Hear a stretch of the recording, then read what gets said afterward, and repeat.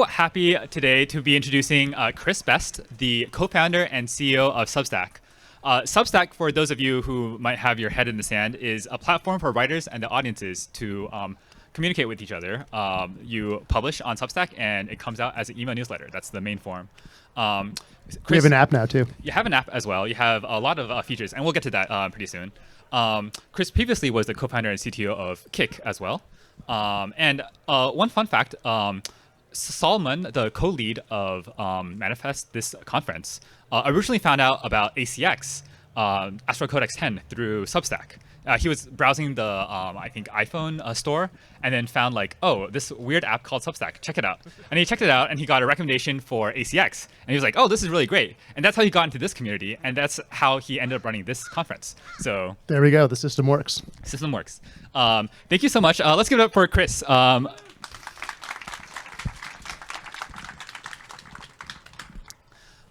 This will start as a fireside chat. I'll just be asking Chris a few questions that I have about Substack. And then probably about halfway through, we'll open it up to the floor for all of you to ask him questions as well. My first question is, like, how did Substack win so thoroughly? So I was looking at our speakers page for Manifest, and it looks like many of them, like Scott Alexander, Nate Silver, Robin Hanson, Bern Hobart, many of the writers who I respect the most have moved off of their own blogging platform and onto Substack. To what do you attribute this? And how did this work? Well, thank you for the premise. First of all, I appreciate you thinking that we've won. We certainly don't feel like we've won yet. But to the extent that there is a good amount of momentum behind Substack, I attribute it to we're kind of playing a different game than other people are.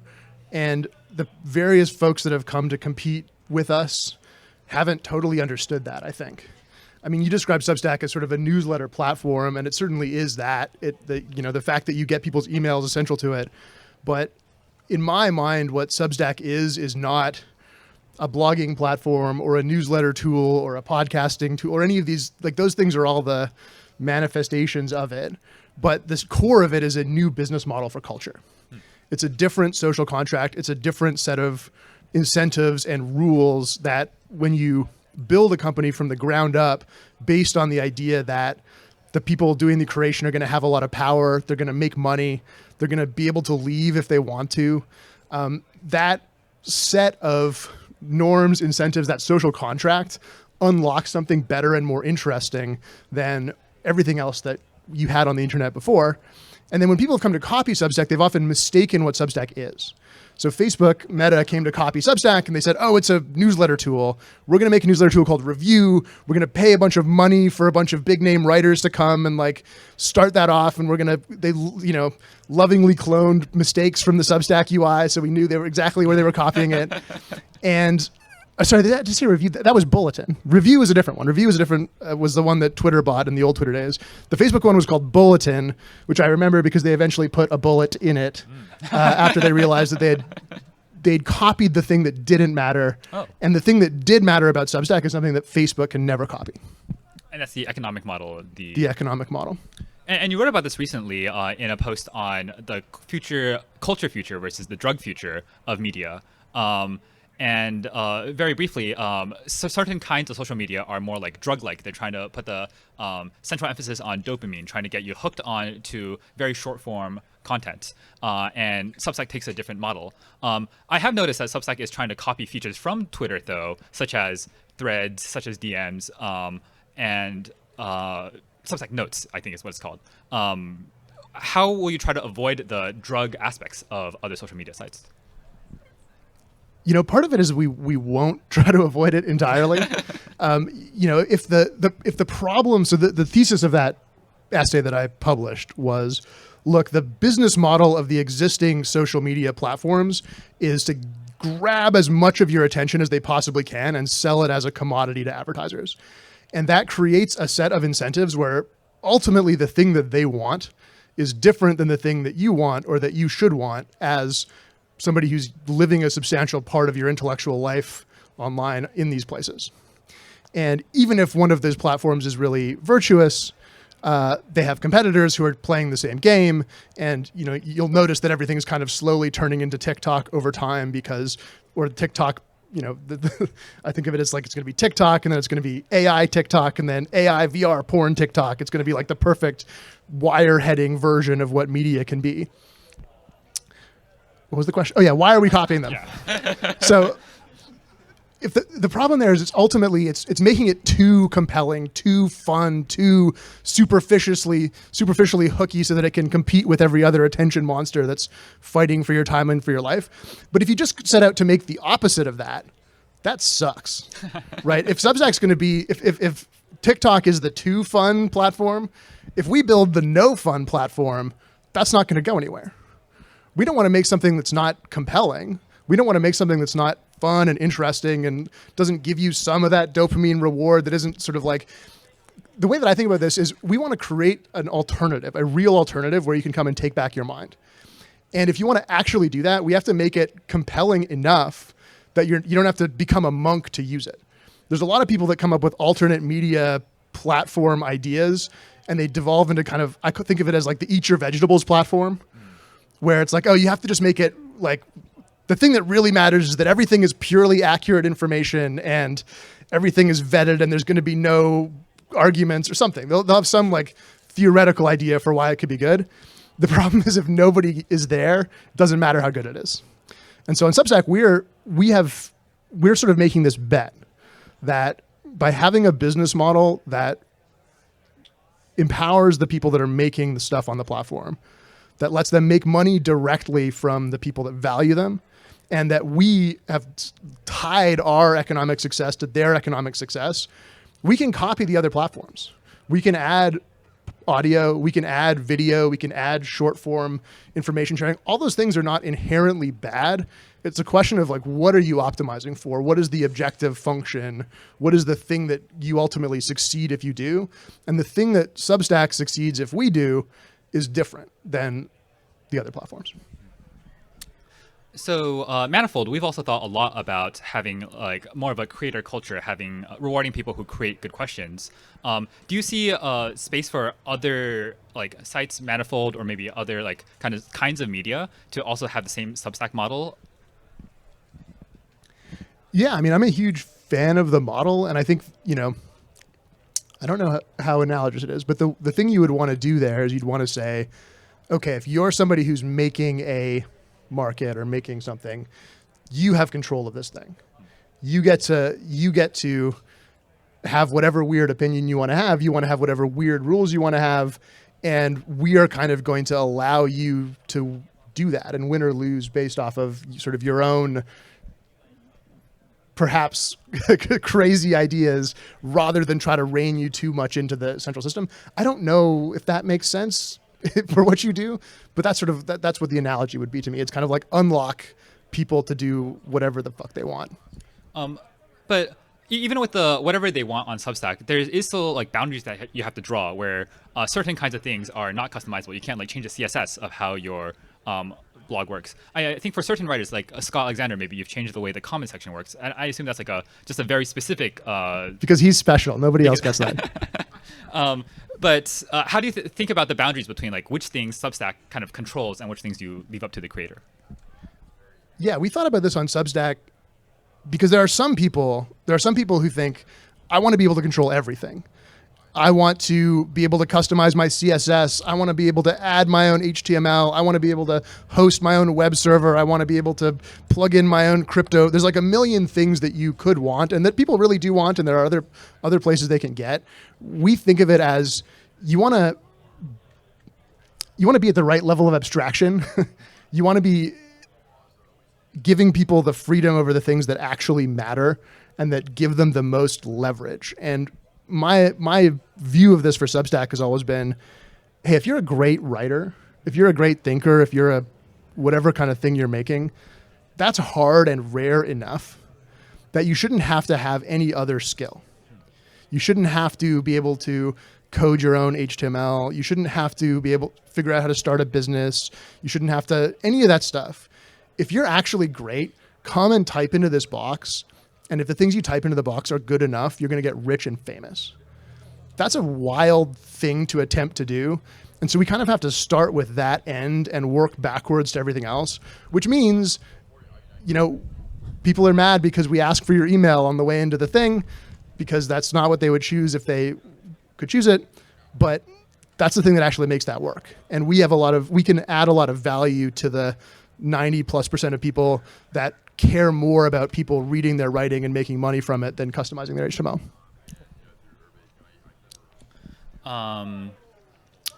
You don't write that much on Substack yourself, is a thing I've noticed. And you don't have that much of an online presence compared to maybe even many of the writers and people we have in attendance. How deliberate is that? Why is that? Why is that? That's a great question. This is actually the origin story of Substack. I'd taken some time off after my last company. I've always been an avid reader. I grew up reading sort of golden age science fiction. I don't know if anybody else had that experience here. And I've always believed that what you read, the media you consume, shapes who you are, shapes how you think, shapes how you see the world. And I'd been a software developer, and I was like, I should be a writer. This is so cool, right? Like if you write a piece of software, that's good. You can change how 1 million people work. If you write a great essay, if you do what Scott Alexander does, you can change who 1 million people are. And I have enough hubris where I'm like, I should do that. How hard could it be? I know how to type. And I started writing what was going to be an essay or a blog post or a screed or something, outlining my frustrations with the media economy and the internet, taking myself very seriously. I was like, have you noticed that newspapers are in trouble? Have you noticed that sometimes like scrolling through Twitter and Facebook doesn't make you feel totally happy? Like, wah, wah, wah, wah, wah, goes this essay that I'm writing. And I sent it to my friend Hamish, who's actually a writer. And he let me down very gently. He was like, dude, we know. Like, this is not a new thing you're bringing to the world here. But the more interesting question is, let's assume that all of this is true. Let's assume that everything you're complaining about is right. What would you do about it? How could the world even be different? And we started arguing, and that sort of became the kernel of what Substack, the company Substack. We sort of couldn't talk ourselves out of the fact that this was a company and not a cranky essay I was writing. So to answer your question, it's because I'm a terrible procrastinator to the point where I can make a whole ass company to avoid finishing writing an essay. Well, I think many people here are very grateful that you've been putting off your essays for so long to run this company, but we would love to see writing as well. I did write one yesterday. It's pretty good. Check it out on read.substack.com. That is the drug versus... the drug future versus the culture future. Yes. Then I wanted to ask, why are you here today at Manifest? What is your relationship to the maybe like rationality or EA or forecasting community? Well, my way into it, I'll tell you another Substack story, which was after we'd written that essay, we started a company. We were convinced we couldn't talk ourselves out of this thing being a good idea, and I would go to people in my life and pitch them on the core idea of Substack. I'd say there's going to be these writers on the internet, and you're just going to pay them directly because you love them, and blah blah blah. It's going to make the media economy incentives blah blah blah blah blah, and they would look at me and they would say, yeah, that all sounds good. Yeah, maybe Facebook's bad. Well, yeah, I kind of get it. One problem, though, you idiot, and I can't believe I'm the one that has to tell you this, says everybody I gave this idea to. Nobody's going to pay for some random writer on the internet. Of course. Everything on the internet's going to be free. Nobody wants to pay for things. Like, this whole thing is based off this absurd assumption that anybody's going to pay for things they value. And I had a parlor trick, and my parlor trick was I would say, okay, well, who's your favorite writer? And they'd say, well, so-and-so. I'd be like, would you pay $5 a month for them? And they'd say, well, of course. That's different, though. They're really great. And so I sort of realized there was a thing where people, and this is still true today, nobody wants Substack in the abstract. Nobody wants to go and pay money to get more email. That's a terrible idea. But everybody will pay for something that they really value. And for me, the person that was always my answer to that question was Scott, who was here on stage. If you told me I had to follow after him, I probably wouldn't have done it because that's a really hard row to hoe. But I was reading Slate Star Codex at the time. Mm-hmm. A couple of the what I think of as the classic essays sort of influenced my thinking on this stuff, and that sort of, I guess, sucked me into a whole world a little bit. Wow, I did not know that. That is so cool to hear. I guess It's really interesting to me that like you figured out that people are willing to pay for like individual humans, like their favorite writers. More, by the way, than they would pay for a giant bundle of individual humans. Weirdly. So then my next question is kind of like about AI then, because so far like Substack's what's central to Substack's model is these writers that you have. LLMs are, you might have noticed, getting better and better all the time. How do you feel about like AI writing becoming better and better, perhaps taking the place of these creators that you have? Oh my God, this is my favorite subject. I'm also sort of obsessed with AI, as I suppose everybody probably is. I feel like this is a place where I think of it as like practical philosophy. I feel like there's a philosophical question at the core of what you're asking that has immediate practical impact for like the company that I'm trying to build, which is sort of like very fun. And maybe the core of that question to me is like, what is the point of media? Okay. What is, like, when I read something, when I watch something, when I listen to a podcast or consume something, what am I actually doing? What is the point of that? What is that for? And one answer you could have to that is, I'm getting something that I want, right? I'm getting some information. I'm having an entertaining experience. I'm listening to music and I'm feeling a certain way. I'm whatever. I'm getting something that I want. It's fulfilling my desire. And I think that's, like we sort of talked about this before, it has to be fun. It has to, like, you have to have that. If you don't have that, nobody's going to do it and it's going to be boring. But if you have only that, if that's the only thing that if the point of media is only scratching some itch that you have, I think that probably can be done only by AI and will increasingly be done only by AI, and that will happen. But B, that's sort of by itself a very bleak future. Because if you take that to its logical extreme, you're basically wireheading, right? If you say, hey, I'm going to open my TikTok app or put on my VR headset and I'm going to have, in the extreme, AI generated content that's the most interesting thing in the world for me personally and is maximally delightful for me, I think if you take that all the way, that's actually sort of a dystopian future. And the reason it's a dystopian future is because the point of media is not just getting what you want. That's the drug future in this dumb essay I wrote. The other point is learning what to want. The other point is culture. There's sort of this, what are we all doing here? There's a point where this becomes kind of like the personal and shared quest for the meaning of life. That's figuring out what we should want, what we should care about, what it means, like what it all means, all of that heady stuff. And I think that's the one that you really want it to be. You really want to be doing that together.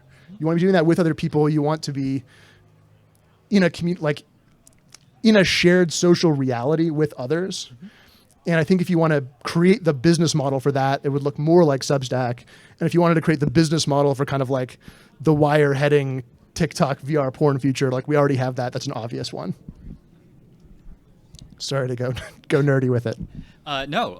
And I also saw recently that you were experimenting with not just AI for like writing, but AI for software development. I think you posted like an open source project that was replicating Devin. Don't tell them about that here. Okay, I did.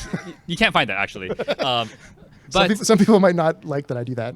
I mean, you're a software engineer. I'm a software engineer. Obviously, like we see this thing that we kind of can contribute to, but is also going to take our own jobs. How do you think about that? I think it's awesome. I'm really excited about it. This is a hackathon project I built that I call the Universal Constructor, and it's basically, I mean, it's not anything special. It's just like, hey, it's a chatbot, but it can do stuff. And I think that there was the part about all the AI stuff that I get really fascinated about is the human interface parts. There was a moment where you had GPT, like all the text completion stuff, and it was sort of like this really impressive demo that people who were nerdy about it would get really excited about.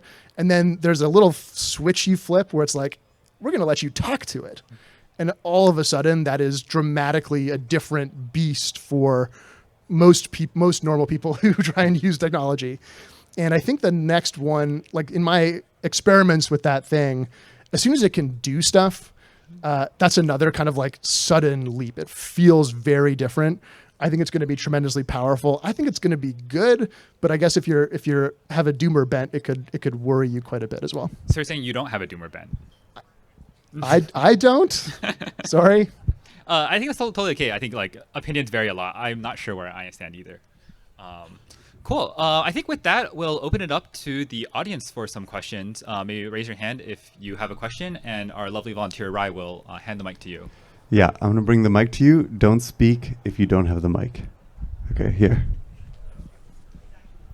Hey, Chris. I ask you this like every 6 months. The censorship stuff. How are you guys feeling it now? Has it really leveled off? Like, can you tell? Seems like it peaked like 2 or 3 years ago when people would just like harass you because you had some like obscure person on your platform that they didn't like. And I haven't seen anything online in a while. Is that my imagination? Hey, that's great. This is one of the reasons. This is one of the things that excited me about starting Substack. I felt like it's not the only reason that Substack needs to exist, but if you are creating something like this, being very censorship resistant and having a strong stance in favor of freedom of the press, freedom of speech is sort of central to making a space for ideas like Substack. We started in 2017, and I was sort of like, I think this is going to be really important. And then probably the biggest peak of it felt to me like it was in 2020. Which on the one hand was stressful, but on the other hand, they were sort of taking a lot of the smartest and best writers and throwing them from the ramparts, which was remarkably convenient for us. The thing that I sort of introduce everybody who joins Substack and just say, hey, this is something we really believe in. If this is something you're not willing to put a lot of work into, like you consider working somewhere else. And the thing I warn them is I'm like, listen, basically every year, there's going to be a something. There's going to be some controversy, some public pressure campaign, some freak out, something. We did have one of those earlier this year. I'm glad it doesn't feel that noticeable. We had like a Nazi freak out in January, basically. But I expect it'll be hopefully a year before the next one.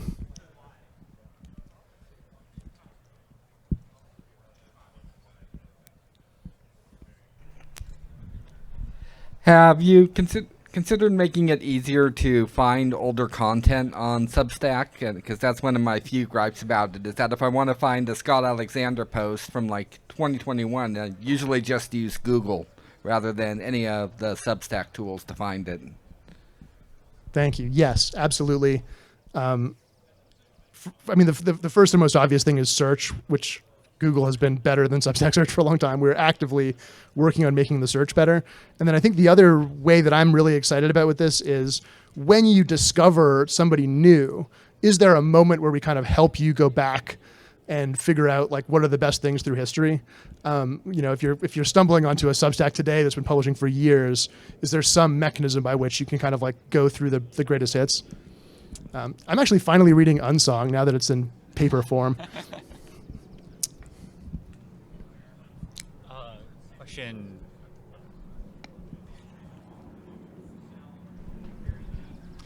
Okay, so what do you estimate to be the probability of Substack going down in the next like 100 years? And if more than zero, what are your plans to like make sure that the knowledge that's on Substack doesn't get lost forever? Did you say, is there a non-zero chance we'll be gone in the next 100 years? And then what do we do about it? Yes, they're I would say greater than zero. And okay, so what does Substack do about this? A couple things. The first and most important is the right to exit. And this is the core. This has always been, when I talk about the business model of Substack and what's different about it, this is really at the core where if you're publishing on Substack, you get the email addresses of everybody who subscribes to you. You can import them with you when you come. You can take them with you when you leave. When people have a payment relationship with you, you can take those with you. You can export all of your content at any time. And so part of what we do is we say, hey, part of the deal of coming to Substack is you can leave with your stuff whenever you want to. And so if we become evil Substack or we get taken over or we get hit by a meteor or something else bad happens, you can sort of like pack up and go. And on the one hand, like that could look stupid. Basically, it's like, why don't you try to lock in the people using it? Wouldn't it be better if they were forced to stay? But the answer is, of course, no, because people come in the first place because they know they can leave. And the fact that they can leave puts the correct pressure on us. We have to make it more valuable to stay. We can't rely on the fact that you sort of locked in. We have to make it worth your while to actually stay. So that the first and most important thing is people can leave anytime, even if we don't go away. And then beyond that, I guess it's like, well, look, you have all the content, you've been emailing it to tons of people. Email is not a perfect system, but I think there's none of that stuff's going to go away. It's not like, we don't have like some seed vault storage for it, but I all that stuff's all over the internet.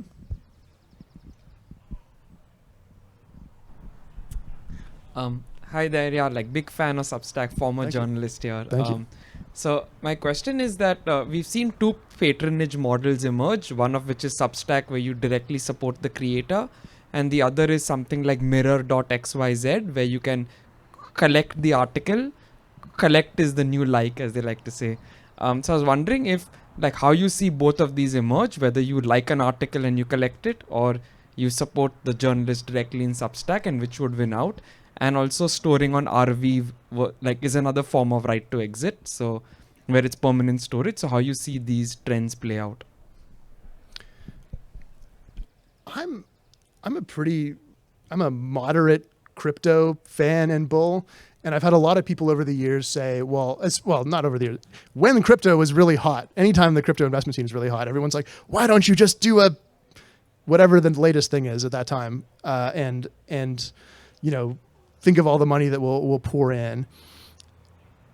I guess the subscription model works in part because of sort of an alchemy of a confluence of human psychology and the actual economics of it, where people are just willing to spend $5 a month on something that they value, that they care about, an ongoing relation with something.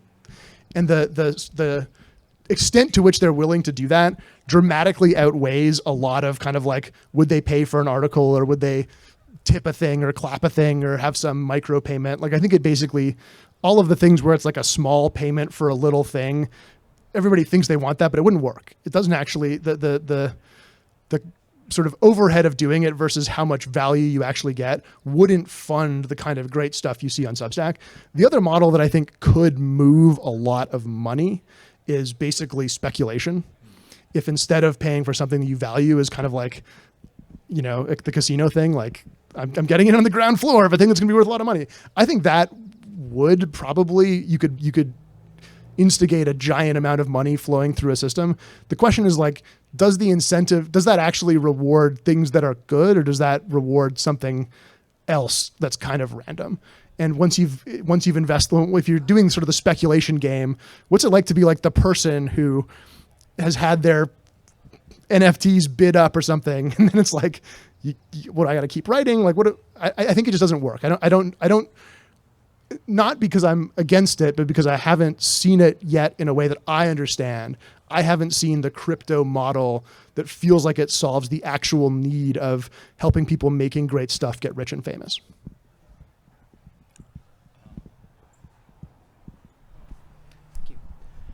Hi, so I've noticed that Substack articles appear to load in small chunks, and if I open some very long Scott Alexander article and then try to scroll down to the third section, I zoom down, I'm looking at a blank, nothing background for the next 2 minutes. Why is it like that?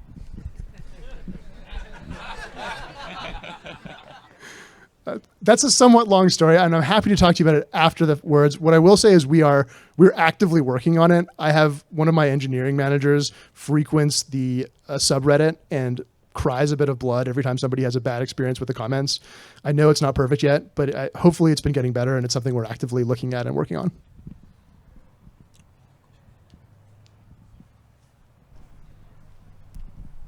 So, given the right to exit, what do you think are the biggest drivers of stickiness in Substack, and were any of them a surprise to you?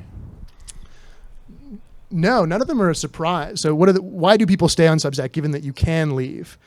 And the first answer that we built was basically like, look, it's really good and really easy. So if you're one of the first writers on Substack, the deal is it's completely free. You can publish to as many people as you want. It never goes down. You have this magical free publishing platform. By the way, you can also very easily turn on payments. And when you do, you're going to keep almost all of the money, and it's all just very simple. So at the start, it's very compelling because it's like, hey, this is like a free thing that does this magical set of things that I have to pay a bunch of money to do elsewhere. And the flaw, as you can imagine with that, is once you have somebody that starts to make many millions of dollars a year, they say, wait a minute, what am I paying for? Like, how much am I paying you? What's that good for? And I think the only stable answer to that question is, well, we're bringing you traffic. We're bringing you new subscribers. And so we built, you talked about the recommendation system. We built a recommendation system. We built a user onboarding system where you can find good stuff. Today on Substack, we charge a 10% fee, and 27% of paid subscriptions are driven directly by the network, the app, recommendations, discovery. And so for any given person, you could leave and save 10%, but you'll end up making way less money and being less famous. Rai, can you give it to Clara?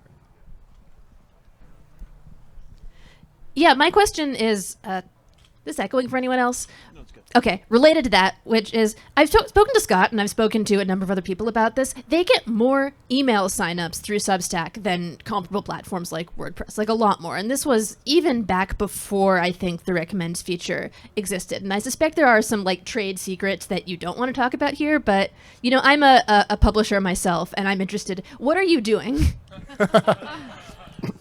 And I think that's in that first part. When we built the tool, that magical tool that lets you publish, we did a bunch of things. We look at what actually works. Not just we're going to make it possible for people to give your email. We're going to figure out how do we ask for your email in the way that works? When's the right moment? How do we do various things?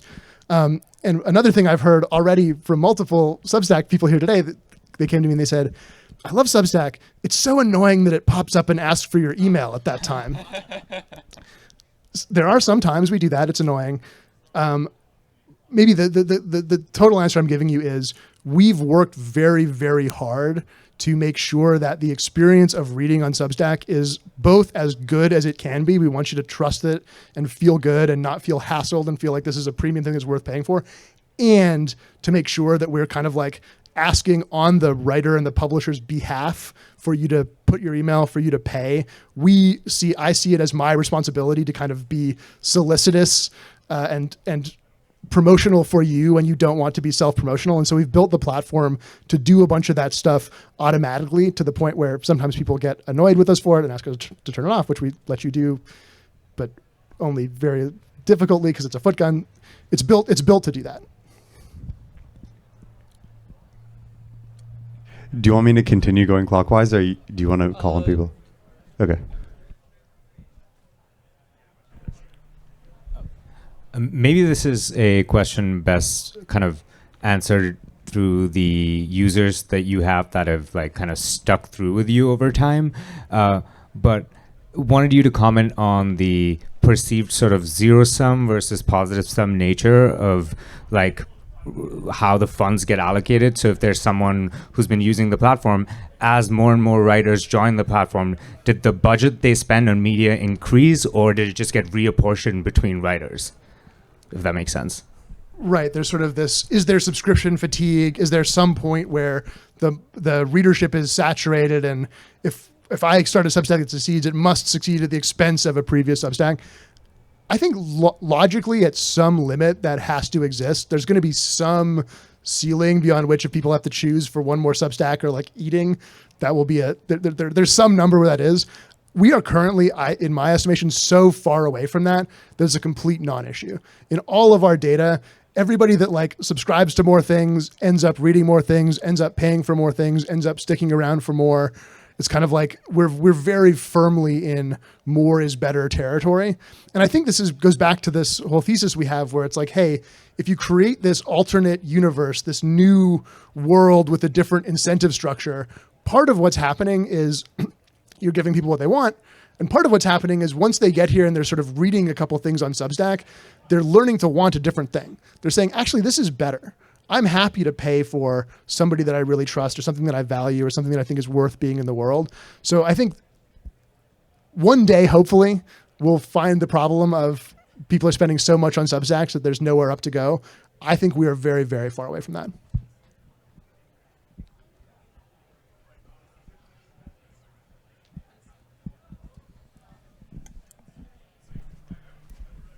So, any prospects of ending the feud with Elon? I know I think it's a one-sided feud, but so.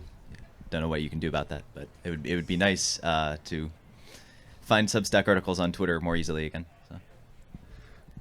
I don't. How much can I? We would love to end the feud. I actually think the feud. There was a moment where the feud was disproportional. For those of you who aren't following arcane Substack history, we were briefly feuding with Elon Musk because he thought that Substack was his biggest competitor. He briefly banned us from being mentioned or searched for and had a big hissy fit. Ended up canceling that pretty quickly. And then there was a long period where Substack links were disproportionately maltreated. The thing that's changed in the meantime is that now just about every link is pretty maltreated on X. And so the difference of how much worse a Substack link is down to like not very much. That said, I would love to solve it. It's not a giant source of our traffic and hasn't been for years, even before. But we'd love to end it any time. We've put some work into that, and I'm cautiously hopeful it might happen. Speaking of feuds, Sam Altman infamously tweeted, "You can grind to help secure our collective future, or you can write Substacks about why we're going to fail." Have you seen this tweet? Or That's very funny. Oh. How does that make you think? I think Sam is pointing to some kind of dichotomy between like hackers and writers or something like that. And you yourself are maybe more of a hacker. Do you see these as like two different ways to influence the future? I see this. There's maybe like an echo here of the difference between Mark Andreessen thought and Peter Thiel thought, where it's like, what happened to the flying cars? Like, why are you wasting your time on these things that don't matter, that are just, internet bullshit about culture and feuds and thinking, blah, blah, blah.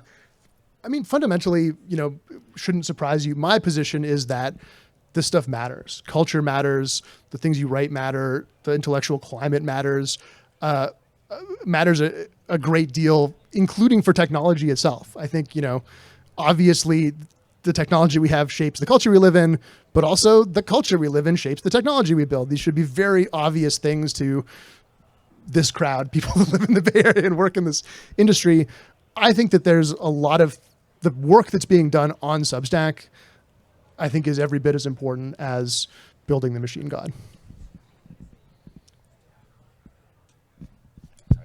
Hello? Okay, great. Yeah, so back to the right to exit stuff. So there's like two different ways to subscribe. There's followers and email subscriptions. And the followers, correct me if I'm wrong, are not exportable. So what is the plan going forward with Substack's bias? Like, will the subscription pop-up eventually become a follow pop-up? And what's the plan there? No, if anything, we're moving the other way. The subscriptions are the center of Substack. We added the follow thing because we had this problem where if you're coming to Substack for the first time and you want to kind of like get a quick introduction to a whole scene, we wanted to be able to be like, here's like 40 different people you should sort of like lightly pay attention to. And if we give you a pop-up that says, we're going to immediately insta-subscribe you to 40 different email newsletters and you're going to get 40 different emails, people hate that. And it turns out those don't turn into real subscribers. There's like a universe where this is going to be a very technical answer. I'm happy to go into more detail. The short answer is subscriptions are the center of everything on Substack. That's how we make money. That's the whole point of the thing. Everything, including everything else we build, including following, is kind of like on ramp to that.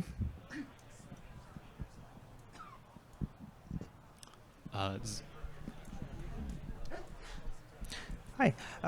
What made you choose the payment processor that you use as opposed to other vendors? The payment processor we use is Stripe. We chose it like every technological decision we made because I made it in a hurry based on small information and it was good enough and we got going. That said, we've been tremendously fortunate. Stripe has been absolutely wonderful. John and Patrick have been very supportive of Substack. So it's actually, that was a decision made in haste that really worked out. There's a question. Oh, okay. Hi. So you talked earlier about kind of like hacking and customization and how, some Substack users and writers kind of want to do stuff that you don't really want to support. And I think often in the design community, a lot of people are pushed away from Substack and kind of choose to build their own thing because of the craft surrounding that. And I think people turn towards like Ghost and other platforms. So do you ever see Substack kind of moving into that field as kind of being like adjacent to, oh, I want to do my own design, I want to do my own blog, but I want to use Substack's algorithms and payment processing and email stuff? Yeah, definitely. We do some, and I'd actually love to do more of it. My ideal for Substack is kind of like maximum sort of brand personalization with minimum kind of like you can break the thing in a way that's going to make you angry at us. Like the ideal I have in my mind is kind of like an RPG character creator where it's kind of like you can change everything, like the hair can be totally different. You can make it look totally your own, and it can be this beautiful, you make it your own in every way. But it kind of actually, like, the game still works. Like, you're not breaking the email flow or you're not breaking the things that actually matter for how the thing works. We've been building more of that. There's more that we could do, and I'd love to make it perfect for every designer. We'll keep working on it. There's been kind of an interesting change in the valence politically of free speech over the last 20 or 30 years. And when I was a wee lad, it was the left that was very keen on free speech, and now it feels like that switch over, and now that's more a kind of right-wing thing. What do you make of that as an actor in culture, as a sort of a publisher? Like a publisher historically has been a very political thing to be. How do you think about those kinds of things? My take on this is that there are very few consistent and principled defenders of free speech. And what happens is that whatever the sort of dominant force that's censoring people at the time, the other side is the one that favors free speech. And that's certainly consistent with what we've seen in that shift. We're seeing it now the other way. I mean, we have sort of like left-wing people coming to Substack now and saying, hey, I'm really critical of Israel or whatever. And I've suddenly come to this realization that maybe censorship is bad now that I'm suffering it. And I'm really glad that you guys have this platform where I can say the things I want to say. So I think that it's very important, and I don't think you can rely on any side of the culture war to be your ally in it, maybe. So a question from me. I'm very grateful that early on in Manifold's history, Substack integrated prediction markets so that you could like link to a Manifold market and it would show up as like a full embed. I think you like put one of your engineers to do this request. Have you thought about doing other kinds of content that you personally maybe or other people on the team like but are relatively new, like prediction markets? There are some things that we work on just because they're like very personally exciting to people on the team. I think prediction markets is one of them. We spend way more time making sure the comments on AstroCode Extend work than on other ones. I mean, one that there's a couple that I'm personally very excited about. One of them is going to sound megalomaniacal, but is science. Okay. Where I've come to the uninformed opinion that a lot of what passes for the scientific publishing system is broken and fucked up. And I'm starting to see little corners of people doing what I consider real science on Substack. And I find that tremendously exciting. Any specific writers or? There's a couple like I really like Eric Howell, and there's a couple of sort of people that do a little bit of publishing, a little bit of science stuff. But I've seen people publishing just like real takes on things in science. And I think there's a world where, whether it's on Substack or not, something like that emerges and becomes a viable alternative for sort of like the weird nerds who actually make science go, as opposed to everybody that's flourishing under the current system. Yeah, this is a subject that's really interesting to me too. I think a lot of people probably here think that scientific publishing, scientific funding could be improved in many ways. Do you have any specific proposals? Would you like to do a Substack journal or?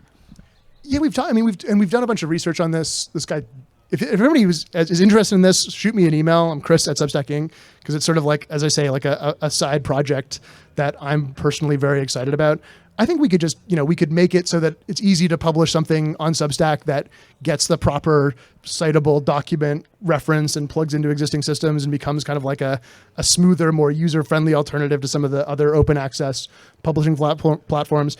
I actually think the most important thing is just the ability for an individual to write something they think is interesting and important and have that read by other people that think they're interesting and important. And if more science happened in a world like that, it would go faster and better, I think. Cool. Any other questions from the audience? One over there.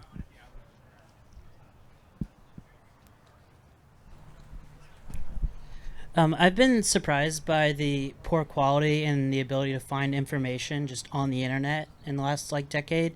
For example, if I Google book reviews of X book, I find the Google results are just generally not the best reviews. So to me, it seems like an opportunity for Substack. I found that Substack's search is even far worse than Google. If I Google book review of Guns, Germs, and Steels, the results are not book reviews or about guns, germs, and steel.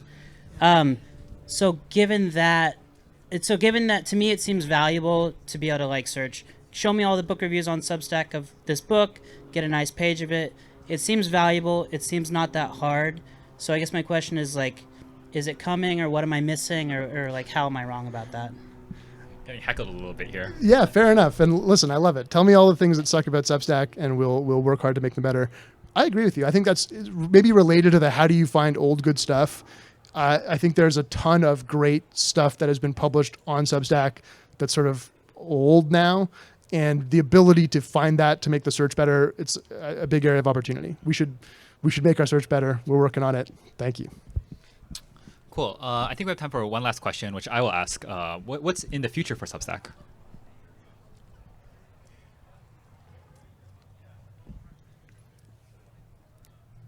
If we go back to this grand sweeping theory I have of, hey, there's these two futures. There's sort of the TikTok wire heading future, and then there's the human powered social reality future. I want that to be as big as possible. I want there to be as much opportunity for as many people as possible to spend time on something like Substack. And so we want to just keep making it easier and better, easier to start a Substack, easier to find great things. We've already expanded into audio. We're adding video features. We're making the app better. We're sort of deliberately trying to create an eternal September or eternal October, whatever the internet thing is. We're trying to make it as accessible as possible to the normies, because we think that will help bring the power of this ecosystem to as many people as possible. So you'll just see lots of features that keep making it easier and easier, faster and faster, better and better, hopefully. That's a really grand vision. Thank you so much for being here with me today, Chris. One more time, Chris Best. Thank you.